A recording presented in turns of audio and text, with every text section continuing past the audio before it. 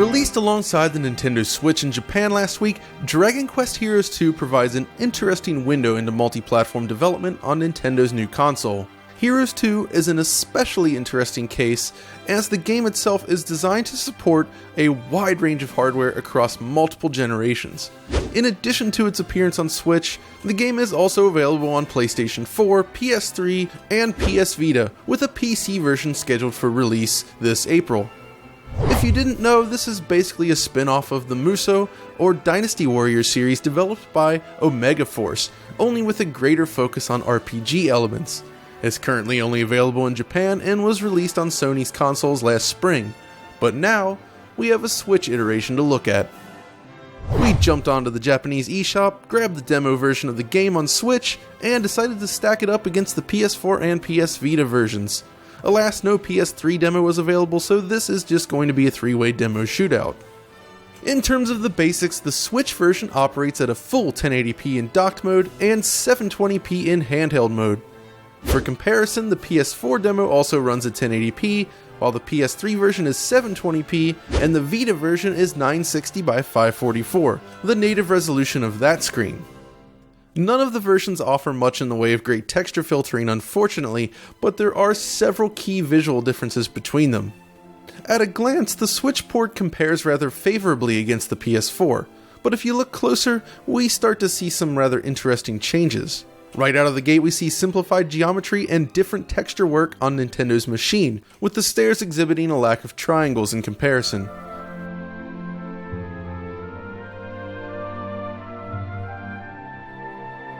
If you turn the camera here, you can see the same thing with the buildings in the background, which are more rounded on PlayStation 4, though there is something weird going on here. You'll also notice the change in lighting. There is extra light bloom present on PS4.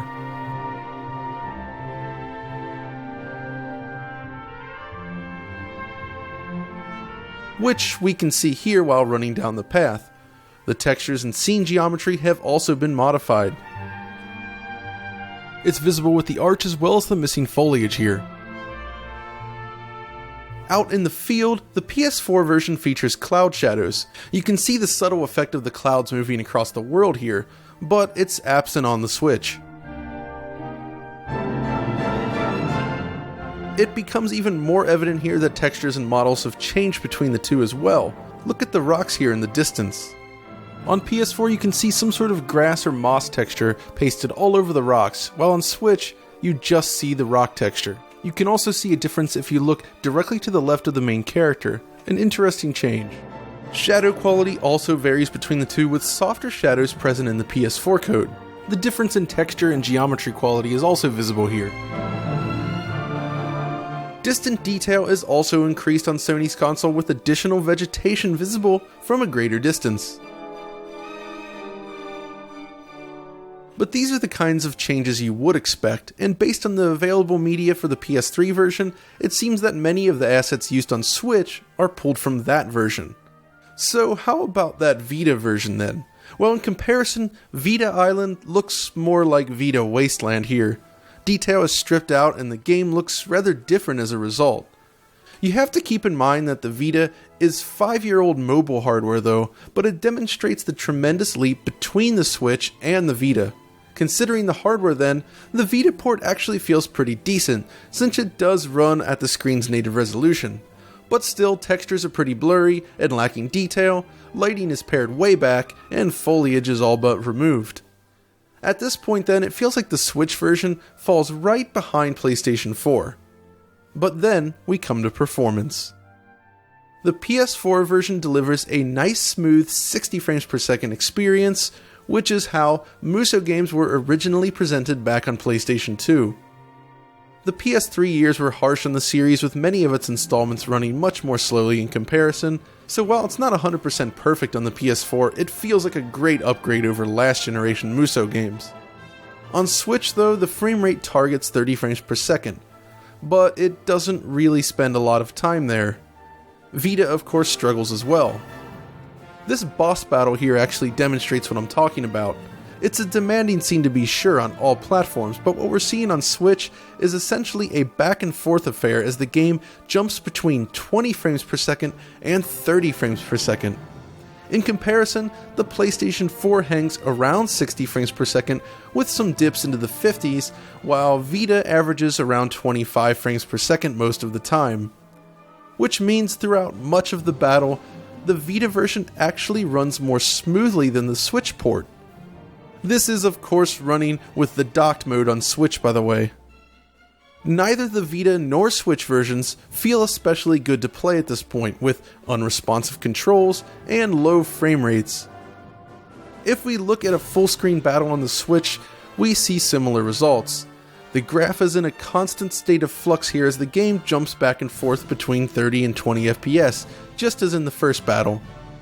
This is the type of behavior we typically find in games using a double buffer VSync solution. The battle simply spends too much time at the 20 frames per second line and winds up feeling highly unresponsive as a result. Okay, but what if you just want to explore the world? That's part of the game, right? Well, in this case, the Switch version improves dramatically. Running from one end of the map to the other yields a near perfect 30 frames per second update on Nintendo's new machine. It feels pretty good at this point. PS4 of course turns in a nice smooth 60 frames per second here, as you would hope, while PS Vita, well, kinda struggles to reach its 30 FPS target here as well. All three versions at least fare better than when engaged in any sort of combat. Of course, there are moments during exploration in which the frame rate stutters a little bit on Switch as well, but in general, traversal is pretty stable overall. But that's the thing about Muso games, you spend a lot of time in combat, which is where the Switch version really drops the ball. Check it out. We're running here along at a nice 30 frames per second, right? But as soon as we engage these three little monsters here, the frame rate immediately starts to drop.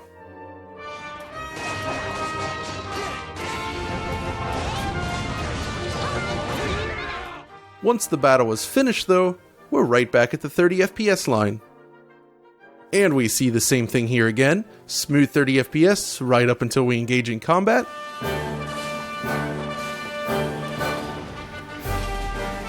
Although when we turn around, this particular area does seem to strain the hardware even without combat, but move just a little bit forward and it clears up again, at least until the battle.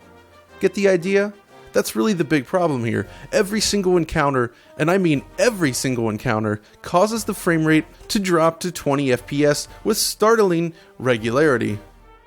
Considering that you'd want the best performance during combat, not during exploration, well, this doesn't really feel very good at all. It's evident that the game just doesn't run quite right on the Switch. But what if you want to play in handheld mode? Well, I can't provide a frame time graph easily in this case, but you can plainly see that performance in handheld mode is even worse. The frame rate is below 30 frames per second at almost all times, leading to a very unstable, choppy experience. It feels really poor in this mode. Which is why I feel like they should have made some additional cutbacks with this title. Pushing for visuals comparable to the PS4 version sounds great on paper, but it's come at the expense of frame rate, and I would imagine that most players would have gladly traded some fidelity for a smoother frame rate. Who knows, with Vita level graphics, could the game have hit a smooth 60 frames per second on Switch instead? Would you be willing to make that trade? I think that about wraps things up for the moment, however. When the game releases this April in the West, perhaps we'll take another look at the title to see if any improvements have been made. For the moment, however, I'd recommend approaching the Switch version with caution due to its rather severe frame rate problems.